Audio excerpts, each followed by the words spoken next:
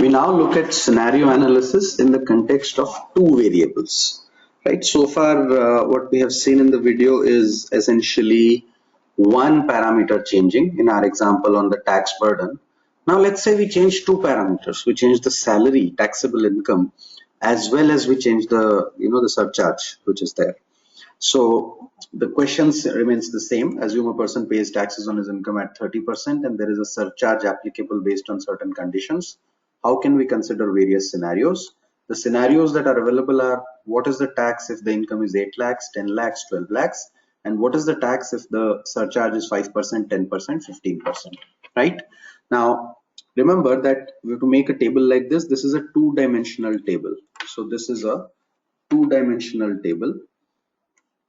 Why is it a two-dimensional table? Because there are two parameters which are there, and this is the income against which we are kind of trying out scenarios, and this is the surcharge against which we are trying to find out the scenarios. And depending on a combination of the income and surcharge, what is going to be the tax amount is going to come in this particular set, right? That's what we are trying to solve. When you create this kind of a table, all these numbers that we have put in are hard-coded numbers. We have not linked any formula here. The calculation of the tax is happening only in one cell, and that cell is going to be this cell, right? Where are we going to calculate? This top corner cell, 10 lakh multiplied by 30% plus 0%. That is how Excel will know that this formula is being changed, and now we will tell what parameters in this formula need to be changed. In this formula, 30% is fixed. This is fixed. The two parameters that will change is the income and the surcharge. So we have put in the surcharge here vertically in the form of multiple rows in a single column. That's the column input. And we've put in the income here in the form of a row. That's the row input, right? So let's press an enter and see if we get the formula. So we get 3 lakhs as taxable income as of now, right? Now we go and do the same thing. We select the entire set, right from the top end where the formula is to the bottom right corner. We select it. We again go to the data tab. Within the data tab, what if analysis, and within what if analysis, data table, right? So we click on data table. It asks for row input cell. Now pay careful attention to this. The row input cell is the place, is the parameter. First, let's understand what is the parameter that is the row input cell. Is whatever is represented in the form of a row. So this is the row input cell because that's put in the form of a row. The column input cell, on the other hand, is the parameter which is represented in the form of a column. So these data points which are represented in the form of a column is what is the column input cell, right? So let's put, now where is the input coming from for the row cell? The row input cell, the input is coming from here, taxable income. Cell B11 is where the input is coming from. The column input cell, where is the input coming from? That's B10. The surcharge is the column input cell, right? So the input for the row data is coming from this 10 lakhs. The input for the column cell is coming from this 0% surcharge. When I click OK, we immediately see the table getting populated, right? When you see this, it will give you a table function which is available. But for all practical purposes, let's now try and see what happens with the numbers. If my income is 8 lakhs and the surcharge is 5%, that's a 35% tax on 8 lakhs, and that number is 2,80,000. If my income is 12 lakhs and the surcharge is 15%, that's a 45% tax on an income of 12 lakhs, and that's going to be 5,40,000, right? So our base case assumptions are playing out in this cell, which is what we did when we were just looking at one dimension into this, only one set of values that were changing in the surcharge. But when we start changing the values of the total taxable income itself, then what we get is this 2 cross 2 table, a two-dimensional table, where both the parameters could be changed. Again, this remains dynamic for the benefit of everyone. What I'll do is I'll tell you what are the input data cells that we have put in. So we'll color them separately. And now we can change these data sets. So if I change this to 3%, you will see the table automatically changes 3%, 6%, and let's say 10%. Similarly, if the income goes to 9 lakhs, what happens? If the income goes to 11 lakhs, what happens? We could make these changes and see what is the tax number that is due based on the various scenarios, right? So that solves the first example here. Let's take another example so that our understanding on this is completely reinforced. Remember our example on home loan?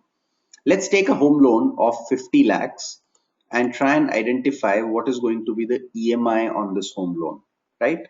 How do we calculate the EMI? If you remember, in the home loan, this is the future value, this is the rate, this should be the rate, sorry. So I'll change that to the rate. This is the tenure, which is the loan duration, and this will be NPAR essentially. And I have to calculate EMI using the function called PMT, correct? I have to calculate EMI using the function called PMT. So let's calculate that. Let's change this to rate, right? Remember, rate is annual rate here, so we have to convert that to monthly number, PMT. And let's open the PMT. This thing, rate is 10% divided by 12, right? B10 divided by 12, and I'll freeze B12. Number of periods is tenure multiplied by 12. Number of months, remember, because we're looking at equated monthly installments. Present value is 0. Future value is negative of 50 lakhs.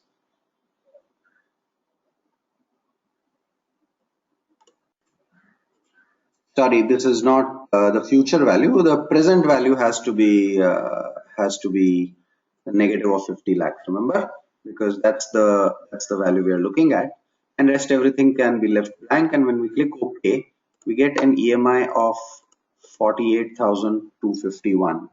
That's the EMI, assuming that the tenure is 20 years and the rate is 10%, right?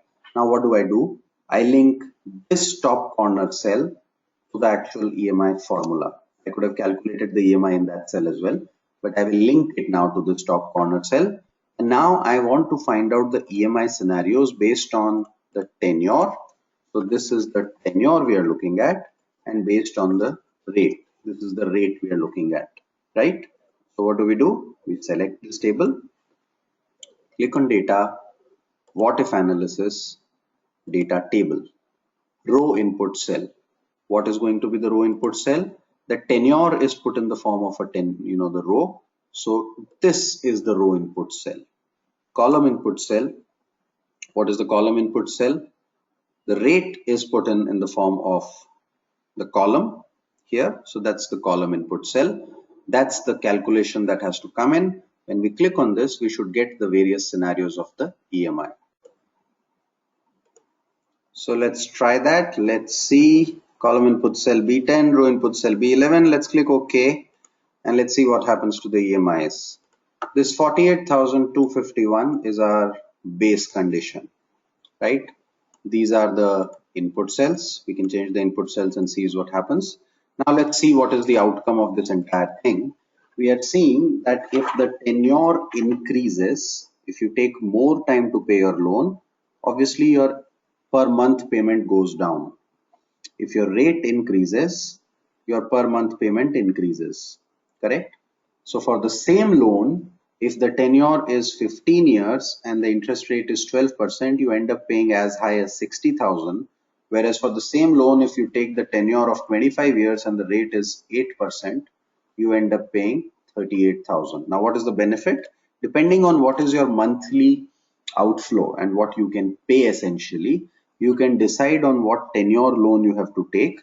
This typically is fixed by the bank, so you can't really change it too much. But yeah, if another bank, so let's say I have a home loan from one of the banks and another bank comes in and tells me that the rates have gone down, you can get loans at a lower rate, I can quickly do the analysis. I can also do this on a more smaller basis, which is 9.5%, and 10.5% and see what is the difference on even a small thing like a 0.5% change in the loan.